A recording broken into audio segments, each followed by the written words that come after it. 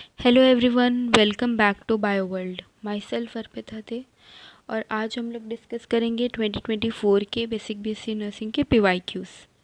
तो जैसे कि आप लोग जानते हैं कि बायो वर्ल्ड ऐप पे पढ़ाई शुरू हो चुकी है। डिस्क्रिप्शन में ऐप का लिंक है, वहाँ से आप लोग ज्वाइन कर सकते हैं।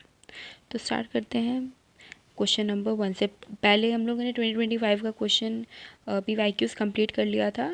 तो बायो को भी सेम टाइप से दो पार्ट्स में डिवाइड करेंगे। पहले 25 क्वेश्चंस, फिर 25 क्वेश्चंस। वैसे ही फिजिक्स केमिस्ट्री भी कवर करेंगे।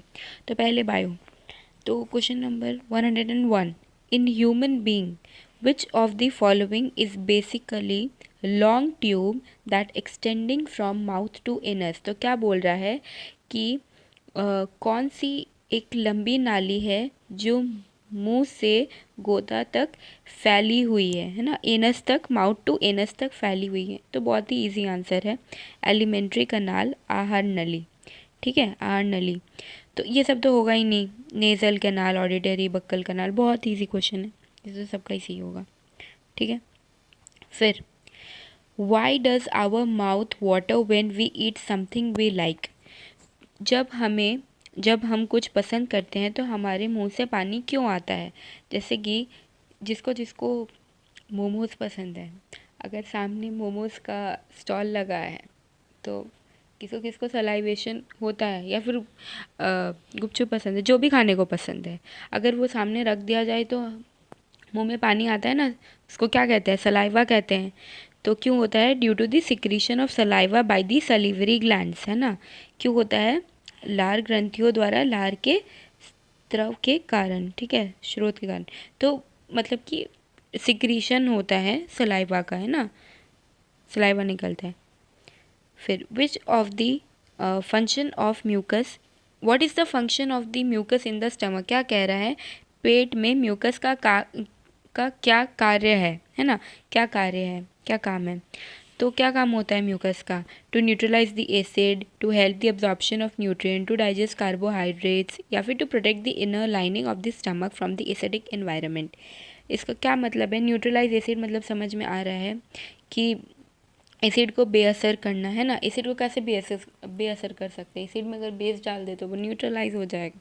ये होता है to help in absorption of nutrients, nutrients को अब्जॉर्ब करने में, यानी कि पोषण के तत्वों को अवशोषण करने में, यानी कि अब्जॉर्ब करने में हेल्प करता है, ये कह रहा है।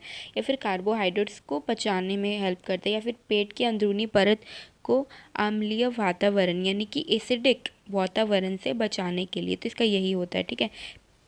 यानी कि देखिए, हम लोग को पता है कि जो एसिडिक इन्वायरमेंट होता है ना, जो गैस्ट्रिक जूस होता है वो एसिडिक इन नेचर होता है, ठीक है। अब अगर वो एसिडिक इन नेचर है तो हमारा जो स्टमक है वो तो ख़राब हो जाएगा। तो इसको कौन बचाता है, म्यूकस बचाता है। उसकी एक कोटिंग होती है जिसकी वजह से प्रोटेक्ट हो जाती है inner lining of the stomach, है ना, अंदरूनी परत उसकी बच जाती है। किसके वजह से, ड्यू टू द म्यूकस, ठीक है, म्यूकस के कारण। फिर what is the role of bile salts in the digestion of fats. हम बाइल का क्या काम है फैट्स, डाइजेशन ऑफ फैट्स के लिए, यानी कि फैट को पचाने में डाइजेशन का क्या काम है, यही पूछ रहा है, ठीक है। वसा के पाचन में प्रति लवण की क्या भूमिका है, बाइल का क्या काम है, बाइल सॉल्ट की क्या भूमिका है, ये पूछ रहा है। तो क्या काम होता है, to converts fat into simpler sugars, to break down the large fat globules into smaller ones, increasing the enzyme efficiency, to neutralize the stomach acid, and to they digest proteins into peptides। तो क्या काम होता है, जो बड़े globules होते हैं fats के, यानी कि वसा, बड़ी वसा ग्लोब्यूल्स को छोटे में तोड़ना और फिर उसको क्या करना, अब्सॉर्ब, इंजाइम एफिशिएंसी को बढ़ाना, इंक्रीजिंग द इंजाइम एफिशिएंसी, ये होता है बाइल सॉल्ट्स का काम, है ना। ये ऑप्शन नंबर बी, ठीक है। फिर what is the primary function of the villi in the small intestine. छोटी आंत में विली का प्राथमिक कार्य क्या है। तो विलाई कैसा होता है, इस टाइप का होता है, फिंगर लाइक प्रोजेक्शन, एक सेकेंड, इस टाइप का, ऐसे ऐसे टाइप का होता है ना। तो इससे क्या, अब देखिए मैं बताती हूँ। एक ऐसा तार है, ठीक है, और एक ऐसा तार है, तो कौन से तार का लेंथ बड़ा होगा? इस वाले का लेंथ बड़ा होगा। तो इससे इससे क्या होता है ना, जो सरफेस एरिया है, यानी कि जो ये सरफेस एरिया है ना, वो क्या है, बड़ा हो जा रहा है, जिसकी वजह से वो ज़्यादा चीज़ें अब्जॉर्ब कर पाएगा, है ना, ज़्यादा न्यूट्रिएंट्स अब्जॉर्ब कर पाएगा। यही होता है विलाई का काम, to increase the surface area for absorption. ठीक है, समझ आ गया एकदम। अब 106, which part of the plant primarily absorb raw material such as nitrogen phosphorus from the soil? पौधे के कौन सा भाग मुख्य रूप से मिट्टी की नाइट्रोजन या फॉस्फोरस जैसे कच्चे माल को अवशोषित करता है, यानी कि अब्जॉर्ब करता है? तो सबको पता है रूट्स का मेन काम होता है अब्जॉर्प्शन में, तो रूट्स होगा, ये तो बहुत ही 5 क्लास का बच्चा भी कर सकता है। एक सेकेंड। अब which force becomes the major driving force for the movement of water in the xylem during the day? बोल रहा है दिन के दौरान जाइलम में पानी की गति के लिए कौन सा बल प्रमुख प्रेरक शक्ति बन जाता है ना?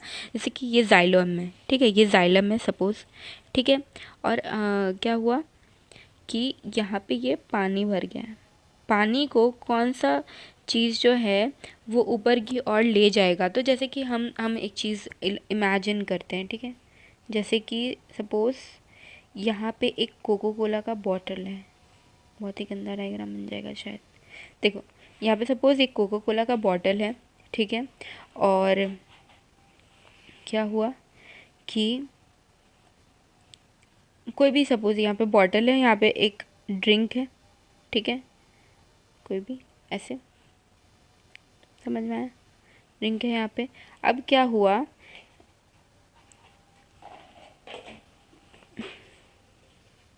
हम लोगों ने एक स्ट्रॉ लगाई है, ठीक है, यहाँ पे एक स्ट्रॉ लगाई है। तो स्ट्रॉ का काम क्या है?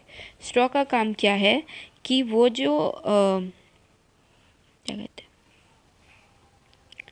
वो जो लिक्विड है, वो जो ड्रिंक है, उसको ऊपर की ओर ले जाए, है ना, यही काम होता है। वैसे ही क्या समझना है कि ये एक बॉटल है और इसमें जाइलम का जो ये फ्लूइड है, यानी कि जो सैप है प्लांट का, वो ऊपर की ओर जा रहा है। क्यों जा रहा है? किसके वजह से? ट्रांसपिरेशन पुल की वजह से, ट्रांसपिरेशन पुल की वजह से, ये वाले खिंचाव की वजह से होता है, ठीक है, ये खिंचाव की वजह से। इससे क्या होता है, एक प्रेशर बिल्ड होता है। जैसे कि हम लोग जूस सक करते हैं तो क्या होता है, वो ऊपर की ओर आता है, वैसे ही यहाँ पे भी काम करता है। तो ऊपर क्या होता है, इवापोरेशन होता है। जैसे आप समझिए एक पेड़ है, ठीक है, ऐसे करके पेड़ है, ठीक है, पेड़ है और यहाँ पे सन है, तो पानी जो है इधर पेड़ में, वो ऊपर ऊपर की ओर भाप बन के उड़ रहा है। तो ये इस तरीके से एक ट्रांसपिरेशन पुल क्रिएट करता है, जिसके वजह से जो जाइलम का पानी है वो ऊपर की ओर आता है। तो ये क्या है, ट्रांसपिरेशन पुल हो गया, ठीक है। How is the sucrose transferred into the phloem tissue? ठीक है, जो फ्लोएम टिश्यू में स्यूक्रोज क्या होता है, स्यूक्रोज जिसकी वजह से एनर्जी सोर्स होता है प्लांट का, ठीक है। हमेशा याद रखना कि जो ये होता है कार्बोहाइड्रेट्स, कार्ब्स जो है हमेशा प्लांट्स में ग्लूकोज के फॉर्म में ट्रैवल नहीं करेगी, ठीक है, एक जगह से दूसरे जगह नहीं पहुंचाएंगे, हमेशा सुक्रोज के फॉर्म में हम पहुंचाते हैं, ठीक है, ये याद रखना है। सुक्रोज को फ्लोएम उत्तक में कैसे स्थानांतरित किया जाता है, यानी कि ट्रांसफ़र किया जाता है, कैसे किया जाता है? यूजिंग द एनर्जी एटीपी, ठीक है, एनर्जी फ्रॉम एटीपी। इसमें एक ये चैप्टर अभी है नहीं फ़िलहाल, लेकिन जेसीसीबी का वही है कि हमेशा याद रखना इस एग्ज़ाम में पहले जो सिलेबस में है उसको कंप्लीट करेंगे, और जो नहीं है, जो यानी कि पिछले टाइम पे था, उसको भी कवर करने की, कभी ना कभी कैसे कैसे क्वेश्चन ये लोग पूछ लेते हैं, ठीक है। तो क्या करना है, इसमें एक लॉ है, मास लॉ हाइपोथेसिस, ठीक है, mass flow hypothesis given by मंच, उसके थ्रू ये होता है, ठीक है, यूजिंग। तो ये तो अभी पूरा नहीं समझा रही, पर मेन चीज़ याद क्या रखना है कि एटीपी का यूज़ इस ये में होता है प्रोसेस में, ठीक है, इसीलिए। फिर what are the filtration units in the kidney? ये तो बहुत ईजी क्वेश्चन है, 10th क्लास वाला। क्या होता है, नेफ्रॉन होता है ना, और नर्वस सिस्टम में क्या होता है, न्यूरॉन होता है, ठीक है। अब how are organs usually removed for transplantation? तो प्रत्यारोपण के लिए आमतौर पर अंगों को कैसे निकाला जाता है, किस तरीके से निकाला जाता है, through a non surgical procedure, गैर सर्जिकल प्रक्रिया के माध्यम से, या फिर by using an external device, बाहरी उपकरण का उपयोग करके, या फिर सर्जिकली शल्य चिकित्सा द्वारा, यानी कि शल्य यानी कि सर्जरी, ठीक है, सर्जरी, बाय यूजिंग मेडिकेशन, दवा का उपयोग करके। तो किस तरीके से यूज़ किया जाता है, शल्य चिकित्सा द्वारा, यानी कि सर्जिकली हम लोग ट्रांसप्लांट करते हैं, ठीक है। What is the term for the arrangement of flowers on the floral axis. Suppose यहाँ फ्लोरल एक्सिस है, तो यहाँ पे जो फ्लावर अरेंज हो रही है उसको क्या कहते हैं, उसको कहते हैं इन्फ्लोरेसेंस। क्या कहते हैं, पुष्प क्रम। क्या कहते हैं, पुष्प क्रम, है ना। पुष्प अक्ष पर फूलों की व्यवस्था के लिए क्या शब्द उपयोग किया जाता है, पुष्प क्रम, ठीक है। डायरेक्ट एनसीईआरटी क्वेश्चन है ये सब। What is the term for a body cavity that is lined by mesoderm. तो सोचिए ये एक, सपोज ये मेसोडर्म है, ठीक है, मेसोडर्म है। अब इस पे एक क्या होता है, लाइनिंग है, ये जो लाइनिंग दी हुई है ऐसे करके, तो ये किसकी है, सीलोम की है, ठीक है। इसको क्या कहते हैं, सीलोम कहते हैं, ठीक है, सीलोम कहते हैं। अब what is the primary pigment responsible for the red colour pigment, है ना। लाल शोवाल में लाल रंग के लिए जिम्मेदार प्राथमिक वर्णक क्या है, यानी कि रेड एल्गी में रेड कलर कैसे आता है, देखो मैं कैसे याद करती हूँ ये बताती हूँ। तो आर फाइक्रो इरेथ्रिन, रेड में आर आता है, इसमें देखिए आर आर, तो आर फाइक्रो इरेथ्रिन ऐसे याद किया। अब what is the prominent when in the middle of the leaf blade. बोल रहा है prominent when in the middle of the leaf blade क्या है, देखिए मैं बताती हूँ डायग्राम इसका। जैसे सपोज ये एक लीफ है, ठीक है, यहाँ पे एक ऐसे करके आता है, ऐसे से, ठीक है, इस तरीके से। ये प्रोमिनेंट मतलब अच्छा खासा दिख रहा होता है, उसको बोलते हैं प्रोमिनेंट, ठीक है। ये हो गया। और क्या होता है, फिर यहाँ पे हल्के हल्के से ऐसे करके, ये तो तेरा सबको पता है, रेटिकुलेट टाइप का बता है। तो मेन चीज़ समझ में आ रहा है। तो ये जो मोटा सा है ना, उसको क्या कहते हैं, मिड रिब कहते हैं। इस ये वेन जो है, इसको वेन बोलेंगे। जो मोटा सा वेन है बीच में, है ना, prominent when in the middle है ना, उसको इन द लीफ ब्लेड, ये पूरा ये जो पूरा ये है सरफेस को बोलते हैं लीफ ब्लेड, है ना, उसको लीफ ब्लेड बोलते हैं। तो लीफ ब्लेड पे जो मेन प्रोमिनेंट वेन है बीच में, उसको क्या कहते हैं, मिड रिब कहते हैं। क्या कहते हैं, मिड रिब। क्या कहते हैं, मध्य सिरा। देख लीजिएगा हिंदी वाले यहाँ। What type of diversity is illustrated by the genetic variation in the Rauwolfia vomitoria different across different Himalayan ranges। तो बोल रहा है कि रॉवॉल्फिया वॉमिटोरिया मिलता है हिमालय में, तो वो डिफरेंट जेनेटिक वेरिएशन के होते हैं, यानी कि जैसे इस हाइट में है तो ये थोड़ा अलग हो गया, इस हाइट में थोड़ा अलग हो गया, ऐसा बुक में है। तो यहाँ पे जेनेटिक वेरिएशंस है ना, तो ये इस जो जेनेटिक वेरिएशन है तो किस टाइप की डाइवर्सिटी हो गई, जेनेटिक डाइवर्सिटी, है ना, सिंपल सा है। आनुवंशिक विविधता, ठीक है, यहाँ से देख लेंगे।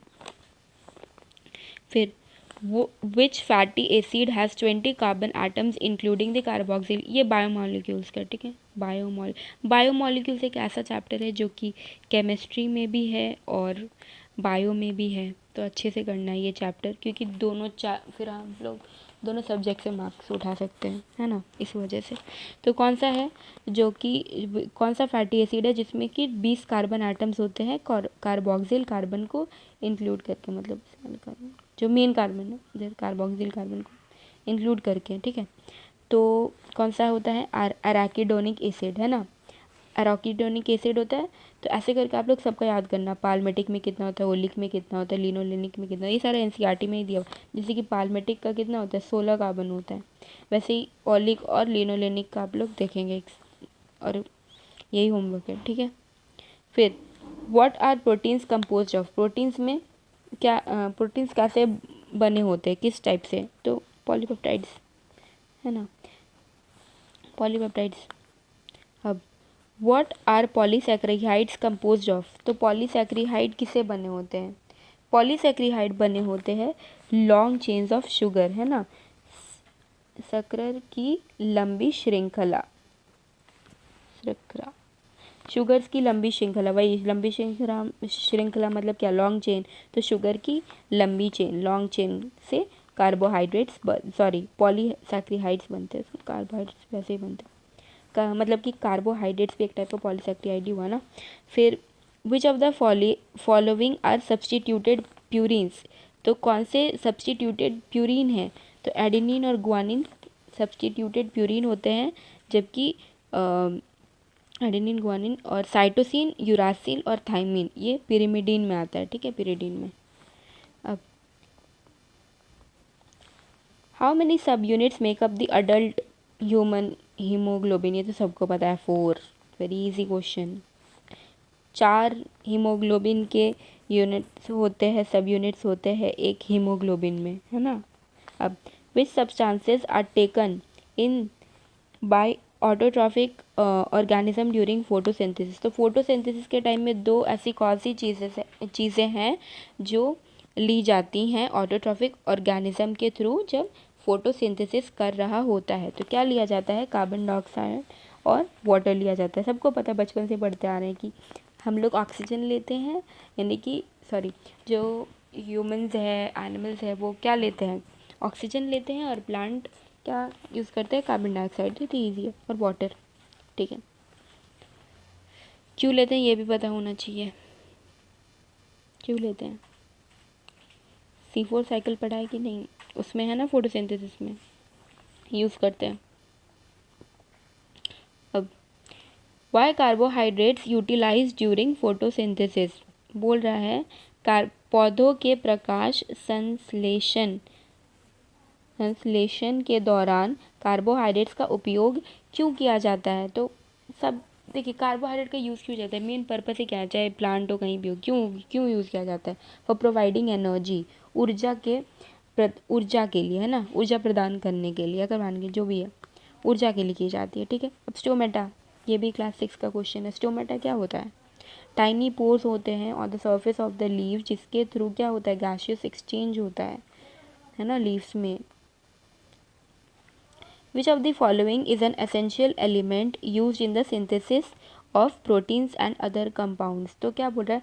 कौन सी प्रोटीन और अन्य यौगिकों के संश्लेषण में उपयोग किए जाने वाला एक आवश्यक तत्व है? कौन सा इम्पोर्टेंट वो चीज़ है? कौन सा इम्पोर्टेंट एसेंशियल एलिमेंट है वो, है ना? वो क्या है? नाइट्रोजन। बहुत इंपॉर्टेंट है बहुत सारी चीज़ों में। एक पहले जब हम लोग ट्रांसपोर्ट नहीं, एक चैप्टर था मिनरल्स करके, अभी अच्छे से याद नहीं आ रहा है, क्या था चैप्टर का नाम, ढंग से याद नहीं आ रहा अभी, वो सिलेबस में नहीं है, ठीक है। मिनरल्स करके एक चैप्टर था जिसमें एक नाइट्रोजन का पूरा साइकिल ये सब दिया हुआ था।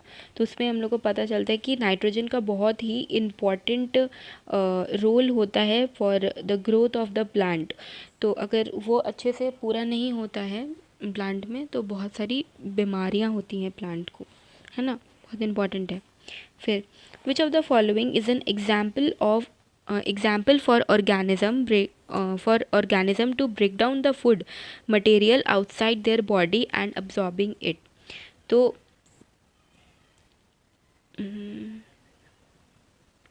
अच्छा, बोल रहा है ऐसा कौन सा ऑर्गेनिज्म है जो अपने शरीर के बाहर ब्रेक डाउन ऑफ फूड कर सकता है, यानी उसको तोड़ सकता है ना, बाहर खाद्य सामग्री को तोड़कर फिर से शोषित कर सकते हैं, यानी इसको अब्जॉर्ब कर सकता है। ऐसा कौन सा ऑर्गेनिज्म होता है? तो वो फंजाई होता है, ठीक है।